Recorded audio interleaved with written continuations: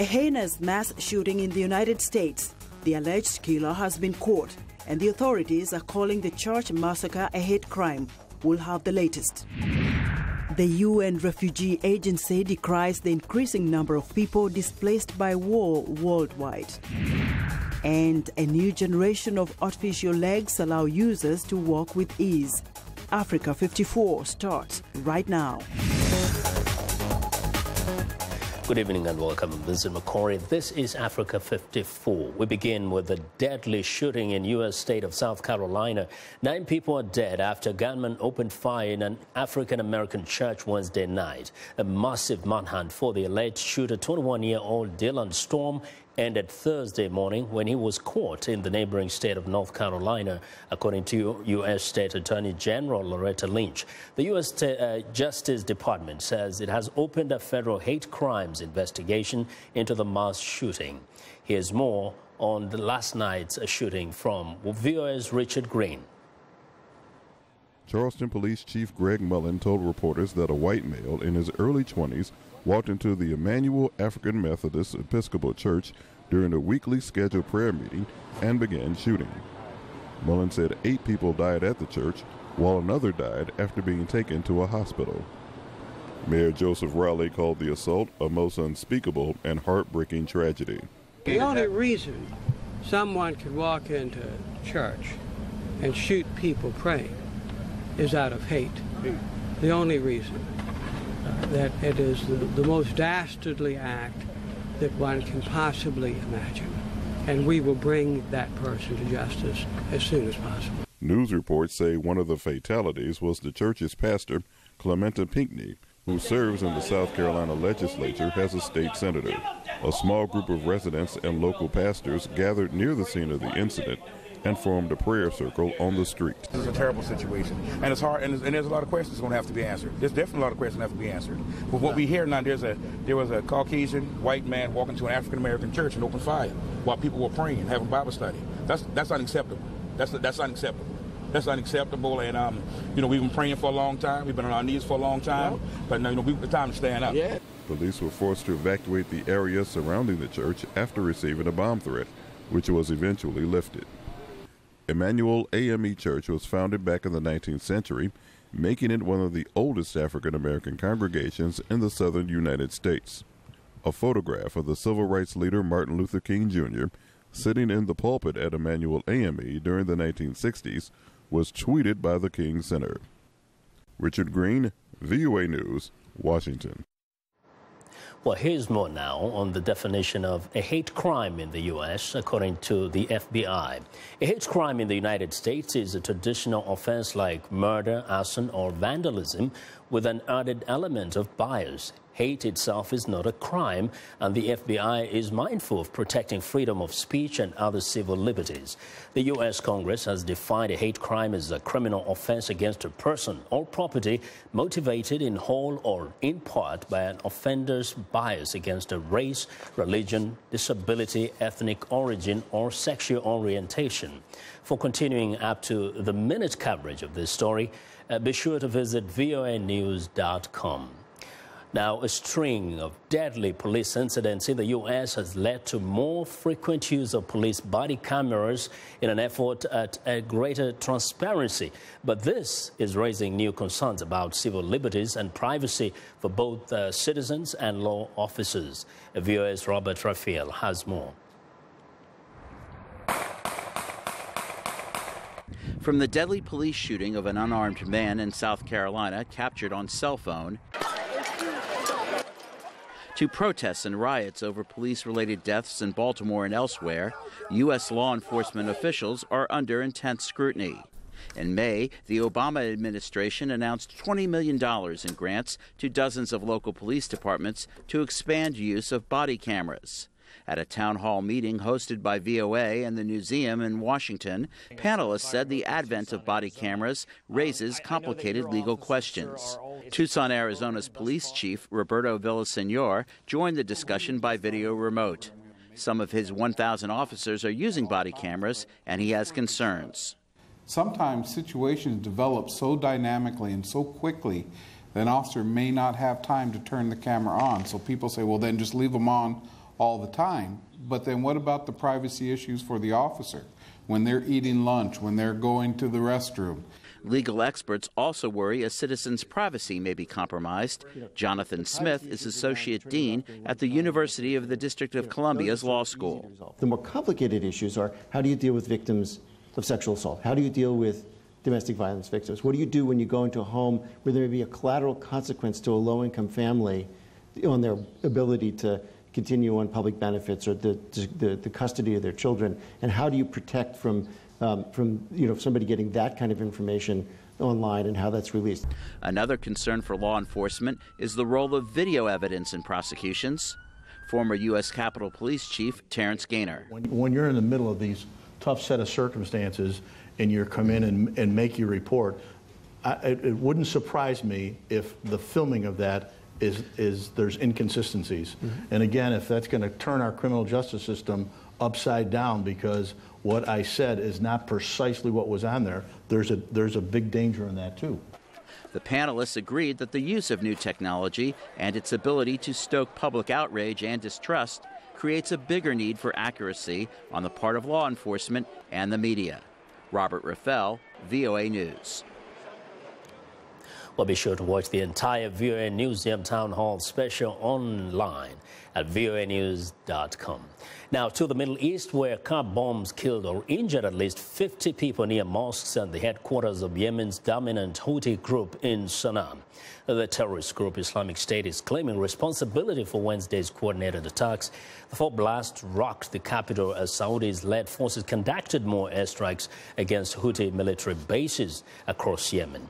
This comes as Houthi delegates attending peace talks in Switzerland reported the first tentative progress on the second day of a UN-sponsored push for a Ramadan truce. Islamic State has recently stepped up its operations in Yemen, where al-Qaeda in the Arabian Peninsula, also Sunni Islamists, had long dominated the militant scene. Well, for the latest on the situation in Yemen, journalist Zaid Al-Alaya joins us on the phone from Sana'a. Zaid, first tell us, how is the situation in Sana'a after these attacks? Hello? Yes, Zaid. Yes. Yeah, give us a sense of the security situation in Sana'a after these terrible attacks. Look, in spite of the talks or consultation or negotiation that is taking place in Geneva now, the situation on the ground in Yemen is still the same. Airstrikes continue. There were more than four airstrikes on Sana'a today, and other airstrikes in a number of provinces in Sana'a. But yesterday was like a sort of a turning point on what is happening in Yemen after at least 4 cars laden with explosives that targeted 3 mosques in Sana'a. Some of these mosques are in very high populated areas, and targeting also 2 houses of big leaders from the Ansarullah or Houthis. The death casualties or death toll that have reached, according to the Ministry of Health, is more than 32 people killed and 60 others were injured. Now, Zaid, what is of more worry here? Is it the influence of the Islamic State or the Houthis? I told you the Houthis have provided ISIS with a fair game, like an opponent that ISIS has been looking for in order to announce its own presence. This is not the first time ISIS claims attacks against Houthis areas. We saw what happened in the past 4 months when 2 mosques were attacked by ISIS in the first operation ever for them in Sana'a. And I think these things, like we know that ISIS have been expanding in Sana'a after they announced their presence in 3 other southern governorates. Okay. With the death of the prince of AKAP, Nasr al-Haishi, Al-Qaeda or large number of AKAP members started to question their own security system. And I expect in the upcoming days, we will witness a huge or high wave of displacement from AKA members who will then join ISIS. Now, very quickly. They believe that ISIS will provide them with what they want. ISIS have achieved large targets in their first appearance in Yemen, and this is what I think we'll see more of these bombings in the coming days. In a few seconds, what's the hope for the talks in Switzerland? What are people saying? Today is fine, but only in the morning, in the early morning, like I would say, not early morning, at 11, there were more than 8 strikes in Sana'a. And the airplanes and the anti-aircraft chilling is still here while we are talking to you now. Well, thank you very much. Zaid, Sana'a-based journalist Zaid Al-Alaya reporting live from Yemen. On to West Africa, where security officials say Boko Haram militants attacked 2 villages in southern Niger's Difa region overnight, killing at least 30 civilians. On Monday, at least 34 people were killed in twin suicide bombings in the capital, N'Djamena, the first major cross-border attack by the Nigerian terrorist group. Chad's military says it has carried out a series of airstrikes against Boko Haram bases in Nigeria in retaliation for those attacks. The Chadian army says the strikes had caused heavy human and material damage to 6 of the militant bases. It provided no further details. Chad has been driving force behind a regional military campaign that has inflicted a series of defeats on Boko Haram since January. Well, the United Nations has criticized South Sudan's President Salva Kiir for hindering efforts to protect civilians by blocking UN attack helicopters and surveillance drones and declaring that UN personnel caught taking photos will be deemed spies. UN peacekeeping chief Hav Latzouz says the world's body mission in South Sudan wanted to do a better job protecting civilians amid the country's civil war.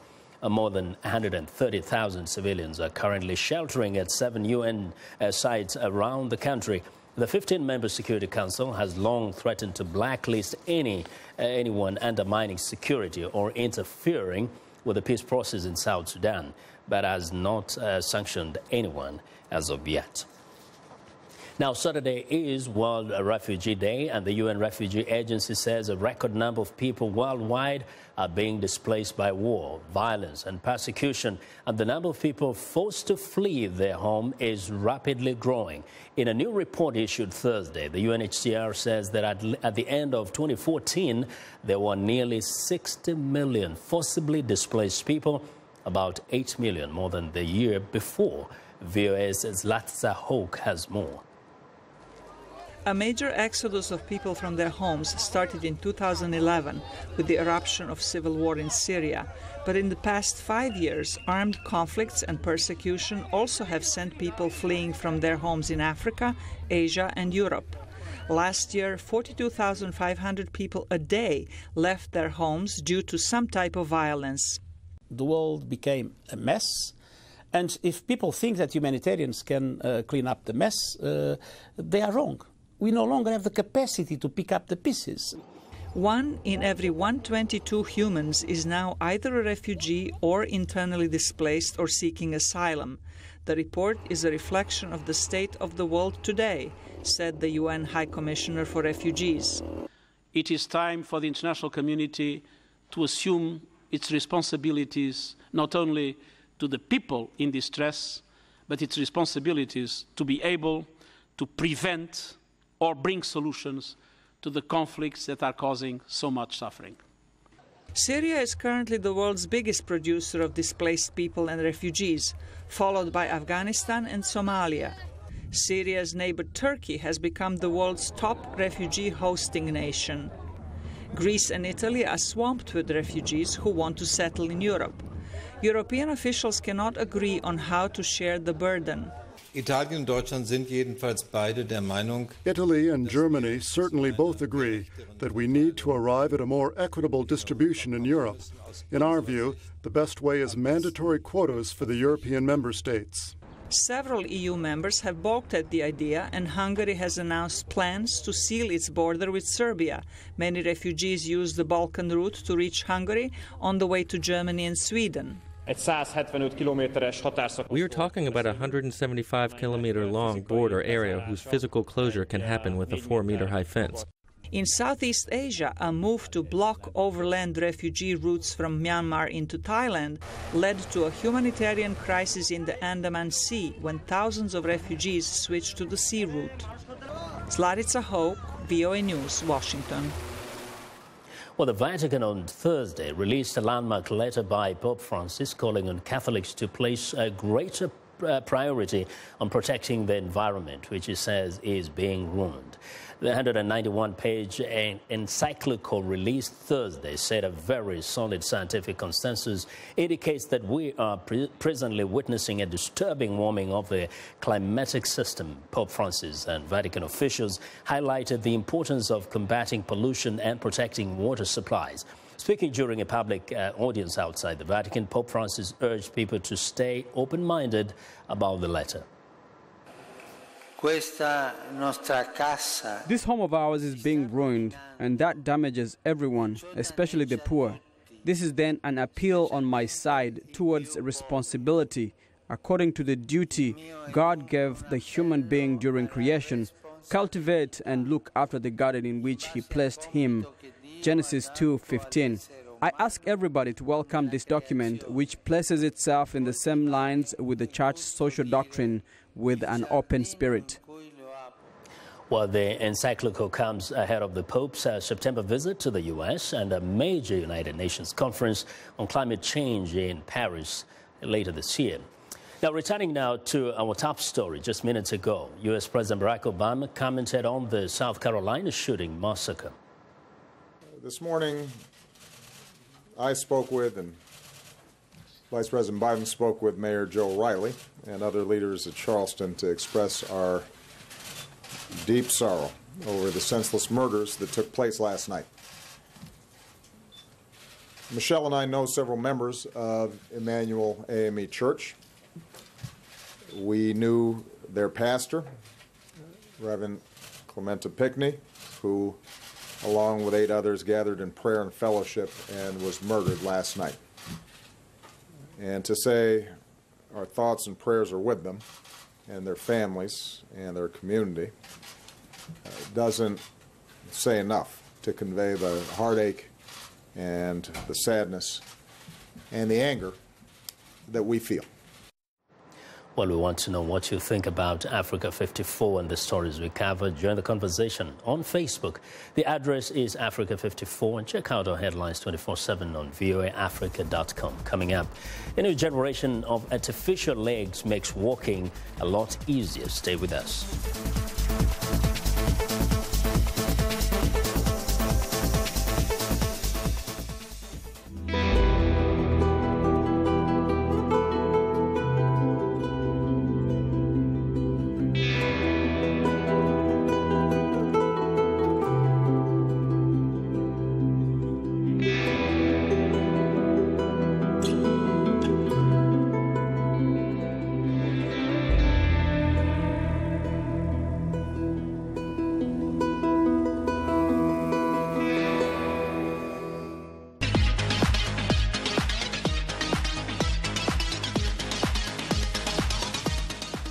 Welcome back. Lino Madu is off today. Esther Gidue joins us now with Africa 54's Health Report. Esther? Yes, a new generation of artificial legs allows people who use them to walk as easily as anyone else. One of these new prosthetics can even let the wearer feel the ground below. More from VOA's Carol Pearson. When we walk, most of us don't give the actual process a second thought. Tiny electrical signals contract the leg muscles to help the joints move. All of it is controlled by our brains. Researchers have been working on developing artificial legs that mimic natural leg movement. This one allows me the opportunity to flow down the stairs and not really think about the process of what the next step is. Terry Karpowicz is testing this robotic leg at the Rehabilitation Institute of Chicago. I'm ready to rock. The motorized limb harnesses the electrical signals generated by the upper leg muscles. The signals are known as EMG.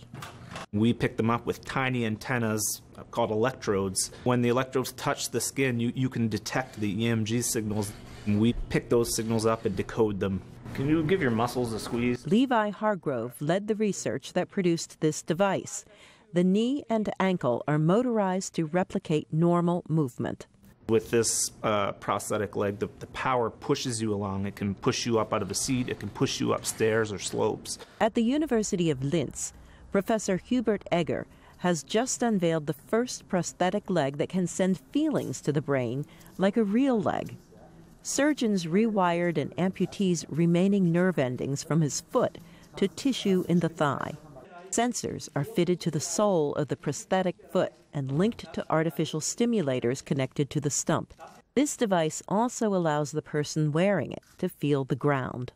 Wolfgang Ranger says with this artificial leg, he can tell what kind of surface he's walking on, and in winter, he no longer slips on ice. The participants in both programs expressed a renewed sense of wholeness. Haley Denisovich took part in the Chicago study. This is kind of the closest that I've gotten to having two legs again. What we're working on in this lab is eventually going to change the lives of amputees everywhere. I mean, it's it's great. The study conducted at the Rehabilitation Institute of Chicago was published in the Journal of the American Medical Association. In Austria, Professor Egger is trying to find a way to reduce the cost of his prosthesis to help people in developing countries. Carol Pearson, VOA News, Washington. And that's our Africa 54 health segment for today. Vincent, back to you.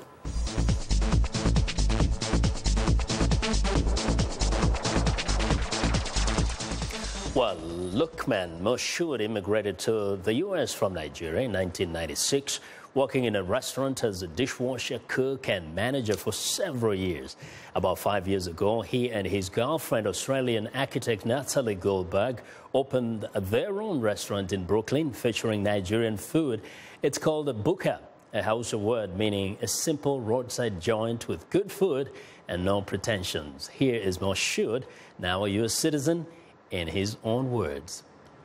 My name is Lukman Afolayan Moshood. I am the owner of Buka New York, the most popular African restaurant in New York. There's no food compared to Nigerian food. Anybody can cook goat, anybody can cook beef, but when a Nigerian man cook beef for you, you will see the difference.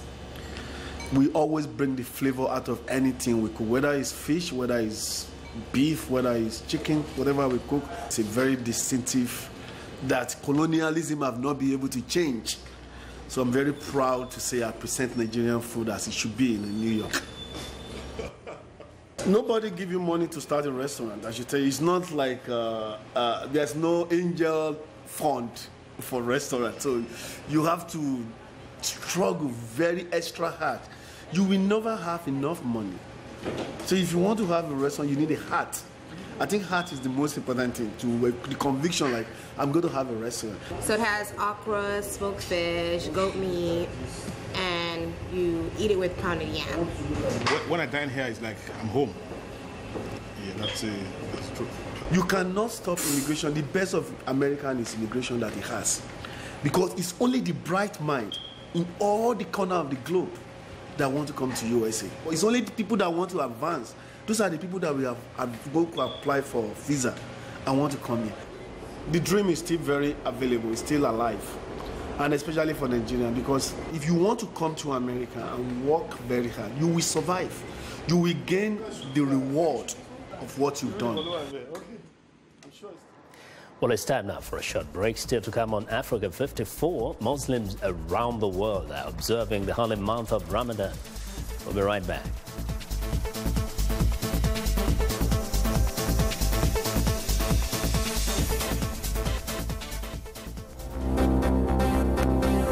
If you've just joined us, I'm Mariama Diallo, and here is a quick recap of today's headlines. In Nigeria, at least 13 people are killed and 53 others injured when an explosive device is accidentally detonated in Monguno. We stay in Nigeria, where the 2015 West Africa Power Summit brings together regional leaders, regulators, and utilities to discuss strategies to attract foreign investment. In Libya, chaos paves the way for Islamic State expansion 4 years after the revolution. Finally, in the DRC, a lack of electricity is holding the country back from fully exploiting its mineral sector, a major source of riches. That's all for today. Thanks for watching. We'll see you next time.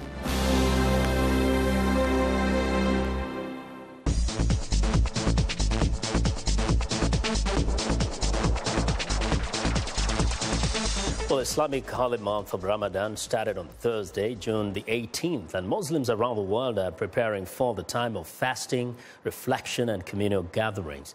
The exact start of the lunar month varies by location according to the sighting of the crescent moon. Mike O'Sullivan visited a mosque near Los Angeles to learn why American Muslims view the month as special. Midday prayers are underway at the Islamic Society of Orange County, a multicultural mosque in a multi-ethnic neighborhood in Southern California. Preparations are also underway for the thousands expected for the first Saturday of Ramadan, a large celebration at this mosque. The Islamic lunar month is a time of fasting during daylight hours with a focus on the Islamic holy scripture, the Quran. Ramadan teaches self-discipline and helps us count our blessings, says the director of education from a neighboring mosque who delivered this day's sermon, Sheikh Mustafa Umar. When you go without food and drink for an entire day, even for one day, you realize what you've given up and you realize what you actually had that you had taken for granted. Members of this mosque prepare for a busy schedule, including evening celebrations after the fast is broken. Dua Alwan is president of the Islamic Society of Orange County. Every day here at the mosque, we actually break our fast together at sunset, so that's around 8 p.m. There is free meals, free dinners here. A lot of the community and the larger community are invited to that. A lot of our friends from different faiths, our neighbors. People share a meal, and the food, like the community, is diverse. You have Pakistani food, you have Indian food, you have Middle Eastern, you have Italian food, you have Mexican food, and it really reflects, the diversity that our community shares. After eating, there is more prayer. Mosque member Nawaz Ahmed is here with his 3-year-old daughter. He says this is a time for resolutions to live a better life. Kind of like a New Year's for us, where all the things that we're supposed to do, we kind of start going strong and doing them, and the things that we are doing, we continue them and do it as a community and a group. Old acquaintances are renewed and community bonds are strengthened. Sheikh Mustafa Umar says it's a pattern repeated throughout the Muslim world with minor variations. So it's kind of a mixture of, worshiping God and also having fun and having a good time and realizing and appreciating the blessings that you have in this life. Members of this mosque say there is excitement in the air, as there is every year at the start of Ramadan. Mike O'Sullivan, VOA News, Los Angeles. And that's our show. Have a good night. Thanks for watching.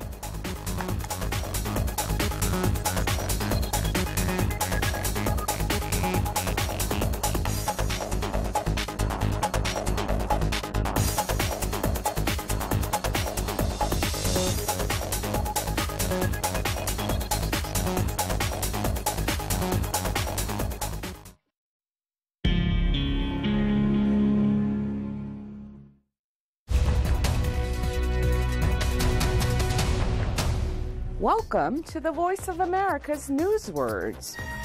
In the United States, the freedom to say what you think is an important right.